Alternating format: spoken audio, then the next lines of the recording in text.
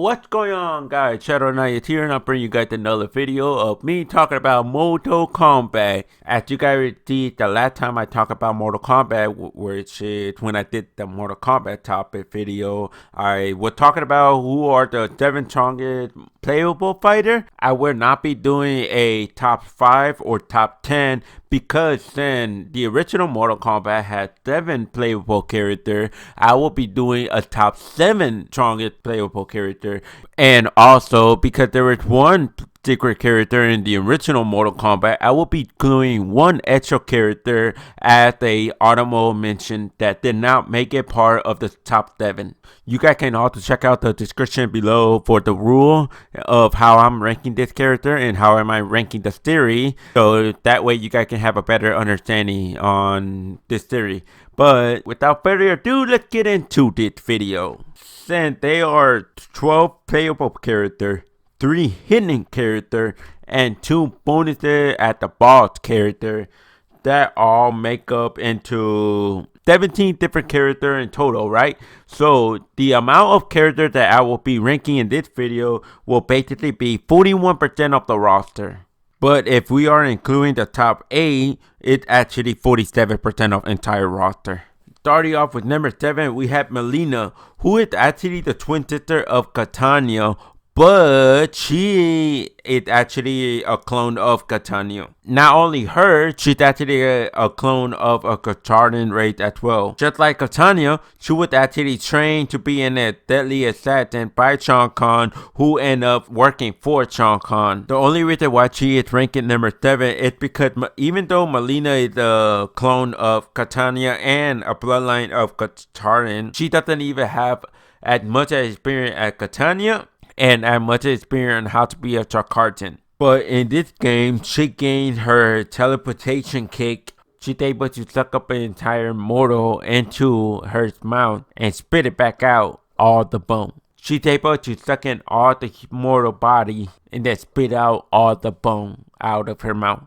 She could even put in an entire shard of nail inside her mouth and spit it all back out and shoot it out just like a minigun or a submachine gun. Coming into number 6, we have Kano, who is actually blood related to the great Kano, who was previously the Mortal Kombat champion before Goro, who is actually representing and the grand champion for Earthrealm. Just like Liu Kang, he was actually trained by the Shaolin monk. He joined the tournament to avenge his fallen brother after the Jakartan attacked the Shaolin temple. In this game, he had gained his teleportation, which he can able to kick or grab. He's able to throw his hat and actually damage his opponent.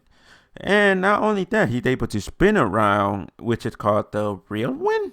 His hat is so sharp that he's able to slice somebody in half with no problem, with no issue, just a smooth, nice slice.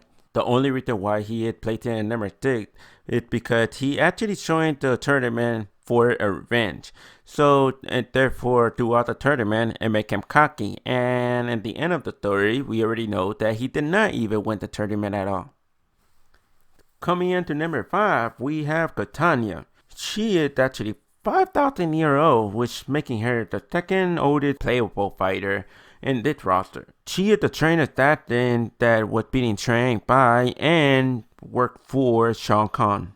In this game, she gained her ability that she's able to throw her fan, make it into a wind, which meaning that she could throw her opponent up in the air. And she got like this fan swipe thingy where she could just swipe her fan. And one of the highest attack that she have is the fact that she could jump and then do like an air punch or something like that, which I call it air dash. She does that and then she'll hit somebody or she'll basically go behind the opponent. But in this game, we can actually know the fact that her kiss alone can actually make somebody explode. Now, the only question I have is, how come Liu Kang haven't gotten blown up yet? But the only reason why she is placed at number 5 is basically because throughout the whole entire life, her childhood all the way to Mortal Kombat 2, she was actually being brainwashed by Shao Kahn himself. Oh, I almost forgot the fact that she's actually the daughter of Shao Kahn. Well, stepdaughter. No blood relation at all. Coming in to number 4, who was actually gonna be the person in number 3 until I decided to switch spot. But number 4 is Scorpion. He could have been number 3, but sadly, when I was doing my research again and working on my script, I decided to change him down only because, yes, he is a popular character. That's all he is, a popular character. But if you look in the gameplay wise, you will notice there's nothing really new with him because he basically have the exact same move that he did and had in the original Mortal Kombat. So the only reason why he placed it at number 4 is because he have a move that he's able to control his health spawn a lot more than he did in Mortal Kombat 1. So that make him go up a little bit. And even though he killed the original Sub-Zero in Mortal Kombat, he actually decided to become a protector of the second Sub-Zero. But the only reason why he had placed it on number 4, he could have been placed at number 3, is basically because there's nothing really new about him. Yeah, but don't worry, I'm gonna do a gameplay soon of me playing Mortal Kombat 2, but at Scorpion, just to explain to you guys the difference between Mortal Kombat 1 Scorpion and the Mortal Kombat 2 Scorpion. Alright, before we get into the top 3, we are now going to be doing the secret honorable mention, who did not make it to the top 7. So in this video, in the entire series, these people are basically considered to be the top 8, meaning there are number 8. They're placed last.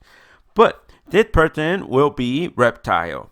The only reason why he became number 8, this is his second time appearing in Mortal Kombat. Because the first time he appeared in Mortal Kombat was actually in the original Mortal Kombat, and he was the first secret character. So I think at the 9th fit, the fact to have Reptile in number 8 at the secret auto mention. But in this game, he gained his invisibility. He's able to spit his acted and use acted force ball in a slow way or in a fast way. Meaning he could shoot his force ball slow or fast. He's able to slide, but kind of different than Mortal Kombat Sub-Zero slide. But then in this game, we found out that he is actually not a human that he appeared to be. He's actually just like a reptilian race where he's wearing a mask that appeared like a human, but then without his mask, you could see that he's like a lizard,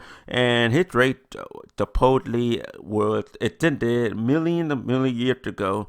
But in the original Mortal Kombat, he turned out he was the secret character because he was actually the Chain Chun protector, meaning like a bodyguard. His tongue alone is able to rip off a person's head with no problem, and he gets able to swallow it like it's like nothing. Now, the only reason why he is placed in number 8 is because, yeah, he gained his new ability, he gained his little backstory and all that, but he is not the same Reptile from the original Mortal Kombat, who actually had Scorpion Spear and Sub-Zero Ice Ball. So he is placed at number 8 basically because he lost those 2 abilities, and just for him to get his own moveset. So at least he made it to the top 8.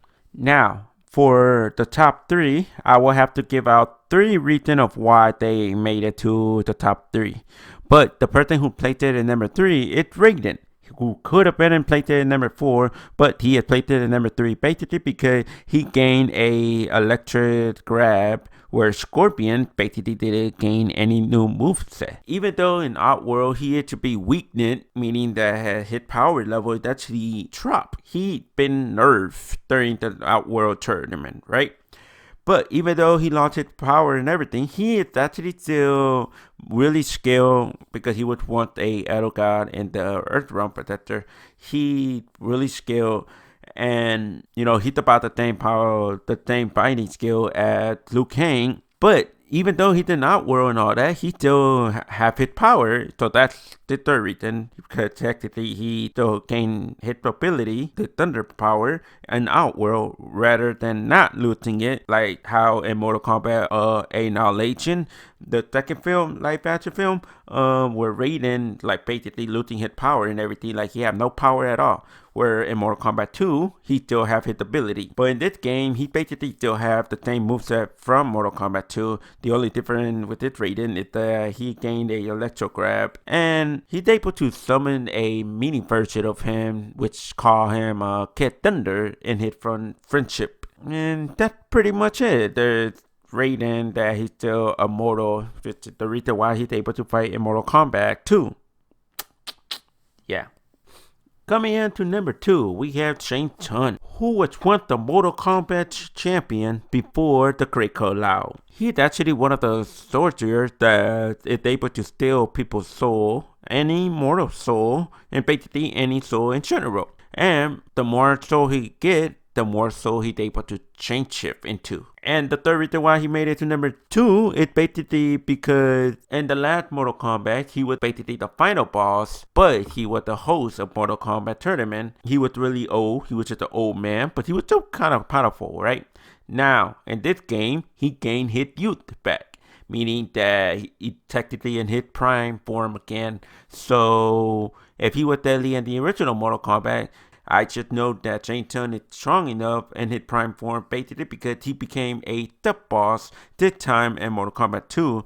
But he's technically not the main sub-boss, but he is the sub-boss. In this game, he gained 8 more soul, where in the last game he gained 8 soul. So now in this game he technically has 16 Mortal Kombat character that he's able to turn into. And he's able to turn his fireball into 1, 2, or 3 fireball. Kinda like in the original Mortal Kombat, but the original Mortal Kombat he shoot all 3 of them at the same time. But in this game he's able to shoot 1, 2, or 3. And we kind of know the fact that the more soul he gets, the more powerful and stronger he becomes. Fun fact about Shang Tsung in Mortal Kombat 2, he is actually the only character with a 3rd fatality. And that's the reason why Shang Tsung is in number 2. He did place it in number 2 and not number 1 because he still lost the tournament, both Mortal Kombat tournament,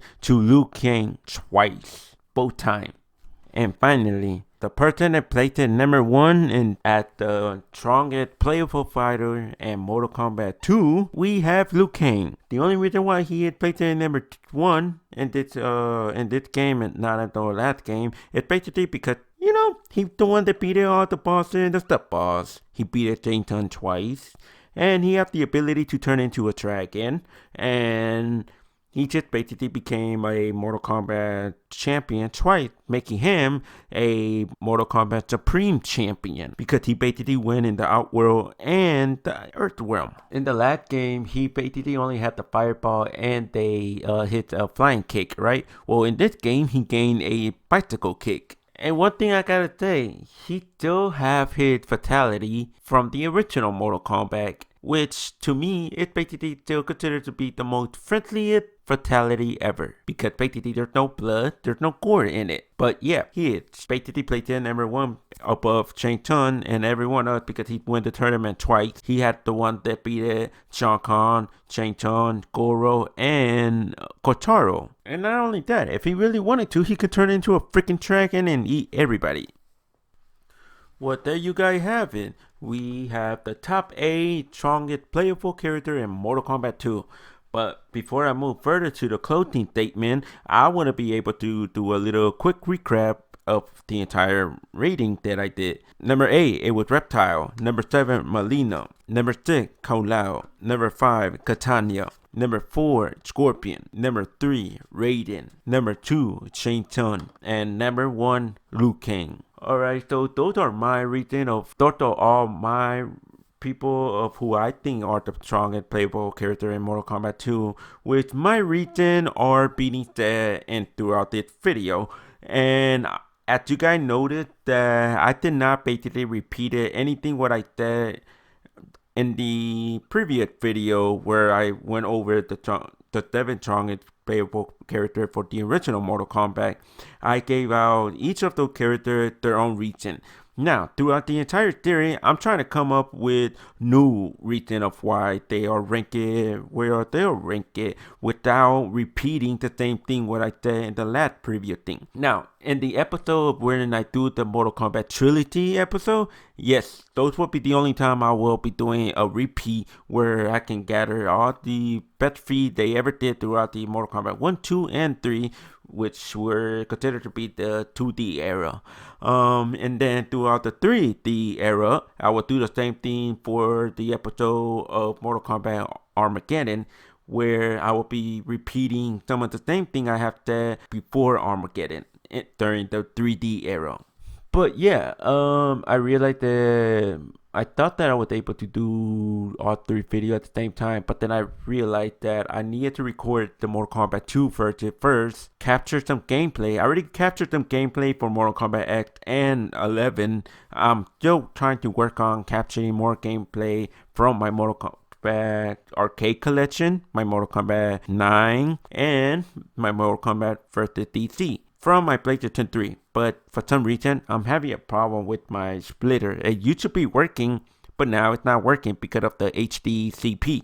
So I'm gonna try to get that situated so I can be able to use the proper gameplay, playing Mortal Kombat 2 gameplay in the background, rather than using the Ultimate Mortal Kombat 3 gameplay that I used it playing at Striker, that I have recorded this 2018, that the old footage, but I still had it in my hard drive that I decided to use it, but I still have a Mortal Kombat 2 video, but I'm probably going to use that one. But I want to use the new gameplay for each of the characters, so that way I can use it throughout the entire series. There you guys have it. My top 7 strongest playable character, including the top 8. And I will be doing a third part for this series for the 3D era before closing it off. In the next video, I will be doing Ultimate Mortal Kombat 3.